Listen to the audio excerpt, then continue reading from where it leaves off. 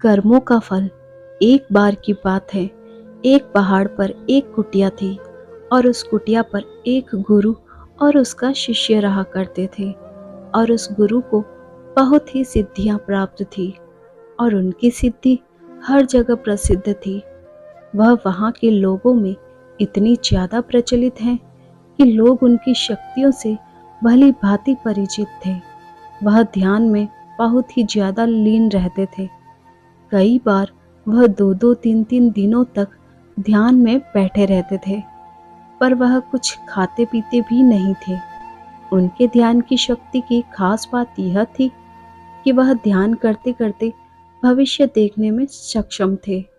एक बार ऐसे ही वे ध्यान में लीन थे तो एकाएक देखते हैं कि अगले 8 दिनों बाद उनके शिष्य की मृत्यु तय है।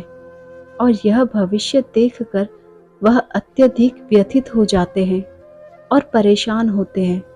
उनका ध्यान एकाएक भंग हो जाता है और वह सारी बातों को सोचकर घबरा जाते हैं और वह सोच में डूब जाते हैं कि मेरे शिष्य के पास जीवन के केवल 8 ही दिन शेष है। इसके बाद गुरु अपने शिष्य के पास जाते हैं और उसे कहते हैं कि मैं सोच रहा हूँ कि तुम अगले 8 दिनों के लिए अपने परिवार के पास उनके गांव में मिलने के लिए चले जाओ। यह बातें सुनकर उनका शिष्य बहुत ज्यादा खुश हो जाता है और वह अपने गुरु को कहता है कि गुरुजी, सच में मुझे भी बहुत दिनों से अपने परिवार वालों की याद आ रही थी। मैं भी सोच रहा था कि मैं भी अपने परिवार वालों के पास जाकर मिल लेता हूँ। और वह अपने गुरु से आज्ञा लेते हुए पहाड़ी से नीचे की ओर चलना शुरू कर देता है। लेकिन वह इस बात पर ध्यान नहीं देता है कि उसके गुरु की आंखों में आंसू आए हुए होते हैं। वह चलते चलते पहाड़ से जैसे ही नीचे एक समुंदर के पास पहुंचता है तो देखता है कि एक रेत के टीले के पास चींटियों का घर था और उस घर से बहुत सारी चींटियां बाहर की तरफ आ रही थी और बहुत सारी चींटियां अंदर की तरफ जा रही थी। चींटियां आपस में बार बार टकरा कर अपनी दिशा को खो देती थी और उसके बाद फिर से इधर उधर चलना शुरू कर देती थी।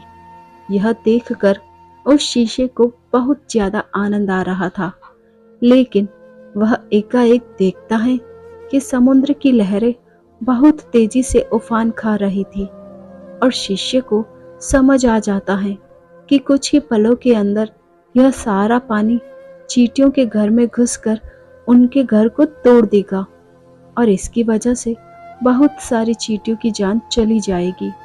वह अपनी समझदारी दिखाते हुए अपने ऊपर वाले वस्त्रों को खोलता है और उसके अंदर रेत भरकर एक तरह की 4 दीवारें उस चींटियों के घर के ऊपर बना देता है। 4 दीवारें इस तरह से बनाता है कि समुद्र से आने वाला पानी उनके घर तक ना पहुंच सके।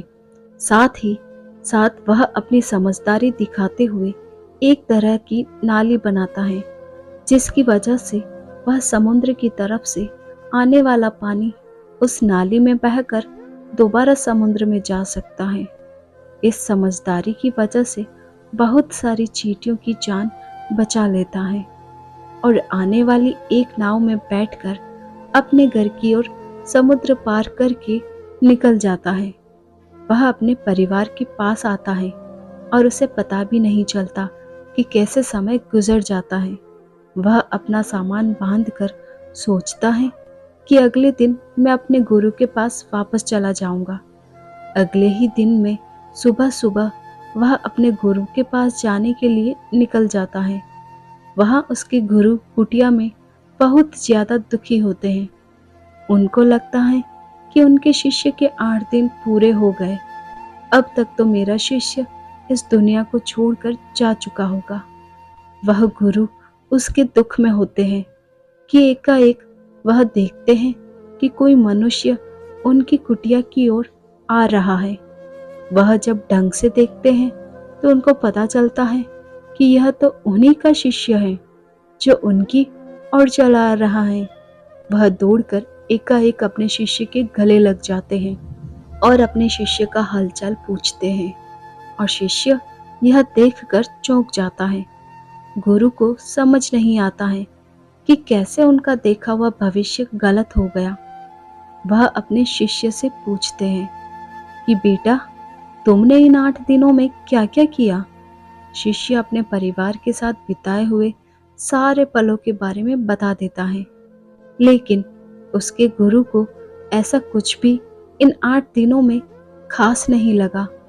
फिर शिष्य कहता है कि मैं आपको एक बात बताना भूल गया।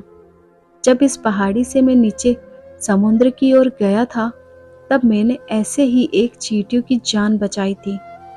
उसके बाद गुरु समझ जाते हैं कि उसके कर्मों की वजह से ही वह शिष्य बच पाया था, और गुरु एकाएक कहते हैं कि कर्म जरूर लौट कर आते हैं। तो साथियों, इस कहानी से हमें यह सीख मिलती है, जीवन में हमेशा ऐसे कर्म करो जो कि कभी लौट कर भी आए तो आपका भला ही करे। हमारे कर्म हमेशा लौट कर वापस ज़रूर आते हैं। तो हमेशा ध्यान रखें, किसी का भी बुरा ना सोचे, ना ही किसी का बुरा करे, सबका भला सोचे। और यदि कोई बुरा भी करता है तो उसको भगवान के भरोसे छोड़ दे, क्योंकि भगवान सभी ना सभी को एक दिन सबका कर्म जरूर लौट आते हैं। दोस्तों, आशा करती हूँ आपको कर्मों का फल कहानी पसंद आई होगी और काफ़ी कुछ सीखने और समझने के लिए मिला होगा। ऐसी ही कहानी सुनने के लिए केटी दिव्या कथा को सब्सक्राइब करें और अपना एक कमेंट जरूर करें। आपका धन्यवाद। ऐसी और धार्मिक पौराणिक कहानियाँ सुनने के लिए हमारे चैनल को लाइक, शेयर और सब्सक्राइब करें और बेल आइकन को प्रेस करें, ताकि न्यू स्टोरीज का नोटिफिकेशन आपको मिल सके और हमें प्रेरणा मिल सके आपके लिए ऐसी और स्टोरी लाने का।